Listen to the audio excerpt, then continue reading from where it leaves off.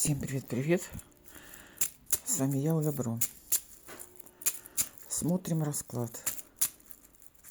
Что вас ждет со 2 по 8?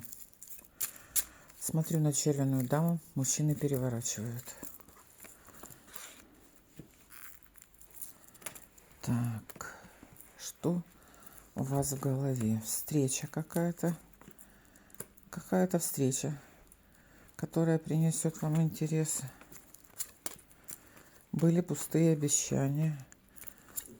В данный момент вы ждете информацию из дороги, вы ее получаете. Вот-вот, видите, вот-вот, волнение, переживания. Так, вопросы. Вопросы казенного дома, враньей дороги, казенные хлопоты.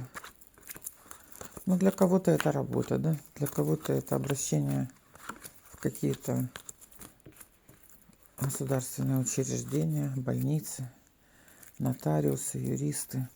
Смотрите, у вас тут ключевое. Нечаянно хлопоты, казенный дом, радость, хорошие новости, есть волнение. Да? Для очень многих вопросы болезни, девяточка. Для очень многих вопросы болезни.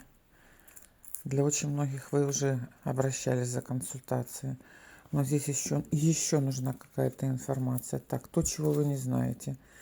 Ну, вас ждут хлопоты. Хлопоты, связанные с вами лично, с вашей семьей.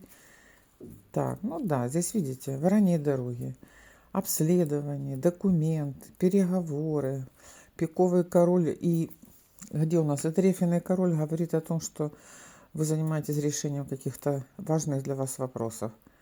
На сердце все спокойно. На сердце все спокойно. Ну так, неделя увенчается какими-то приятными событиями. Принимайте.